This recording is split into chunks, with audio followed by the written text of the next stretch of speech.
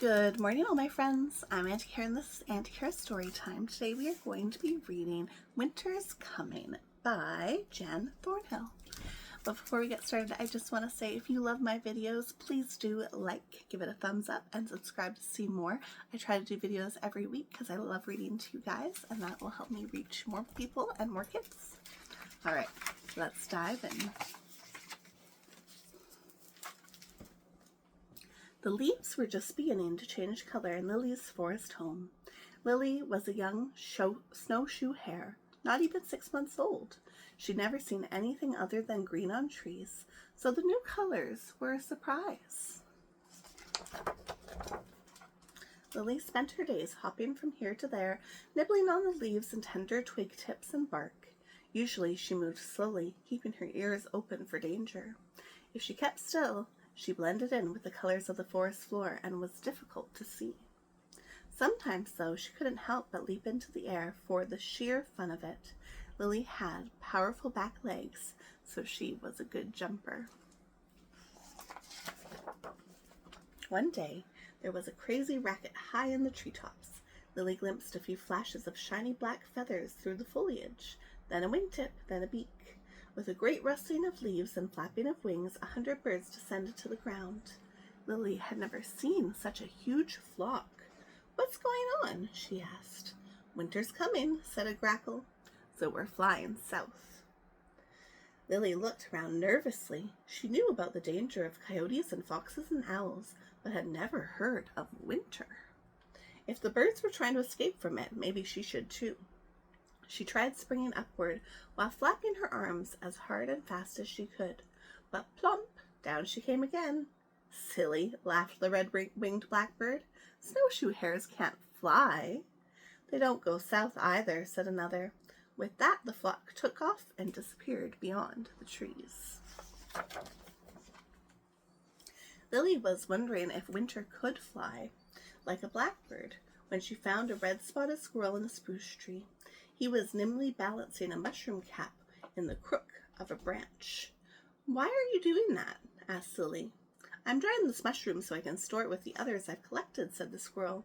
"I've got a big pile of spruce cones stashed away, too." "Why do you need to hide so much food?" "Because winter is coming." If winter had such a big appetite that the squirrel had to hide its food from it, maybe Lily needed to worry about her own food. "Should I be hiding what I eat, too?" she asked. "No need," said the squirrel.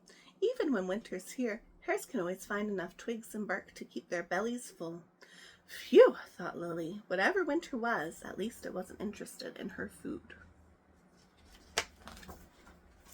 Lily was wondering if winter could leap from branch to branch like a squirrel when she heard the soft call of a chickadee. The tiny bird was using his beak to wedge something into the bark of a tree. "What are you doing?" asked Lily. "I'm storing food before winter gets here," said the chickadee. "I've got thousands of seeds hidden." "Why don't you fly away like the other birds do?" asked Lily. "Aren't you afraid of winter?" "Bah!" said Chickadee. "I've got lots of food, and just like you, I know how to keep warm when it's cold out." The chickadee was right about Lily knowing how to keep warm. Even though the nights were getting much colder, her thick fur always kept her cozy. But what did the cold have to do with winter? Did winter only come when it was cold? Lily was wondering if winter could have a soft call like a chickadee or a harsh one like a grackle when a mosquito landed on her nose and poked her with its long proboscis. "Yow!" cried Lily. "What did you do that for?" "Sorry, my dear," said the mosquito, "but I just need a wee drop of your blood so I can lay my eggs in the marsh. They'll be safe from winter when in the water beneath the ice." "But what about you?" asked Lily. "What are you going to do when winter comes?" "Oh, me?" the mosquito said softly. "Well, winter will kill me. But when it warms up again," she added brightly, "the ice will thaw my eggs, and my eggs will hatch. So there will be lots of my babies to take my place."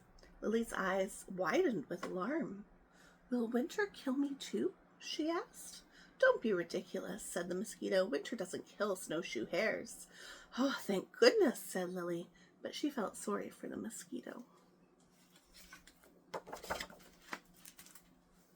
Lily was wondering if winter would have a sharp-tipped proboscis and long dangly legs like a mosquito, when she came upon a gray tree frog trying to slither under a rock. "Why are you trying to squeeze under there?" she asked. "Because winter is coming," croaked the frog. "So you're hiding?" asked Lily. "Well, I don't call it hiding. I call it hibernating." Whatever fancy word the frog chose, it looked like hiding to Lily, and if the frog thought it was a good idea, maybe Lily should hide too. She tried to dig under a bigger rock with her forepaws, but she soon stopped. She wasn't a good digger, and besides, the rock was unpleasantly cold. "Brr," she shivered. Under a rock was not a good hiding place for a snowshoe hare.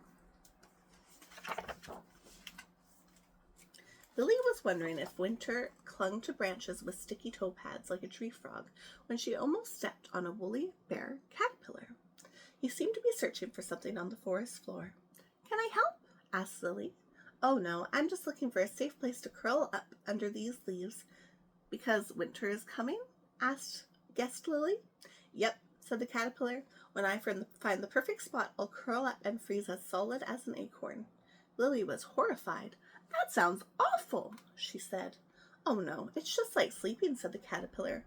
"And when winter's gone, I'll thaw out, eat some more, and then spin my cocoon." "Maybe I could curl up under the leaves with you," said Lily. "I wouldn't advise it," said the caterpillar. "Hares aren't made to freeze. Me, though, I'm special." "But winter's coming. What am I supposed to do?" asked Lily. But by then the caterpillar had disappeared beneath the leaves.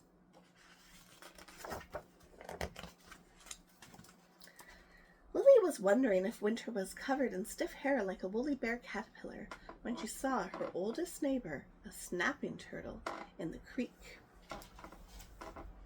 He was over 50, and his large shell was carpeted with algae. "See you next year," he said. "What do you mean next year?" asked Lily. "I'm going to bury myself in the mud at the bottom of the creek where I stay until the weather warms up again." "Are you doing that because winter is coming?" Lily asked. "You got it, kid," said the snapper. "Could I hide in the mud under the water with you?" said Lily. "Oh no," said the snapper. "You are a hare. You'll drown." "But how can you breathe underwater?" asked Lily. "We turtles have our ways," said the old snapper, "but they won't work for you." With that, down he dove. Winter was sounding more and more mysterious to Lily. She couldn't stop thinking about what it would be like. Would it have a hard shell and sharp beak like a snapping turtle, or would it be completely unlike anything she'd ever seen before? Would it be as tall as the trees and have humongous smelly feet, or would it be stretched out like a weasel with 100 pointed teeth? Would it have a bald head like a turkey vulture, or would it have hair so long that it swished along the ground? Would it make noise like thunder, or would it fly on silent wings like an owl? Lily had no idea, but she was convinced that winter would be big and powerful. More than a month and a half passed since Lily had first heard about winter. One day she bumped into a black bear. He was filling a hole at the base of an uprooted tree with leaves. "Why are you doing that?" she asked. "I'm preparing a den for winter." Lily was about to ask the bear why winter couldn't prepare its own den. Was it simply too lazy? When a strange white flake landed on her nose, she went cross-eyed trying to look at it, but it had already disappeared. More white flakes fell from the sky. Some of them landed on the ground, a few caught in the bear's fur. "Look," said the bear, "winter's here." "What?" said Lily. "Where?" She spun around looking for winter, but all she could see was the stillness of the leafless forest, and more of those strange white flakes falling from the sky. She peered closely at the leaves at her feet. Maybe she was wrong about winter being big. Maybe winter was incredibly tiny. "I don't see anything," she said. "Where's winter?" The bear looked up quizzically. "What do you mean? Can't you see the snow? It always snows in the winter time." "Winter is a time?" Lily said quietly. Said the bear. "Winter is a season. It's when it gets cold outside." "Is summer a season too?" asked Lily. "Yep, and so is fall," said the bear. "Winter's when we get freezing temperatures and ice and snow. There won't be any insects or berries for me to eat, so I make a den where I can curl up and sleep until spring comes." "Shouldn't I do something to prepare for winter too?" asked Lily. "You already have," said the bear. "Look what's happened to your coat." Lily had been so preoccupied with winter. what winter would look like that she hadn't noticed that her own fur was now completely almost white. By the next morning, the forest was covered in a deep layer of snow. Lily was nearly invisible, even when she leaped into the air for pure fun of it. And that, my friends, is the end of the story. Alright, my dears, well, as always, if you like this video, don't forget to give it a thumbs up and subscribe to see more, and I'll see you guys next time. Ta-ta for now.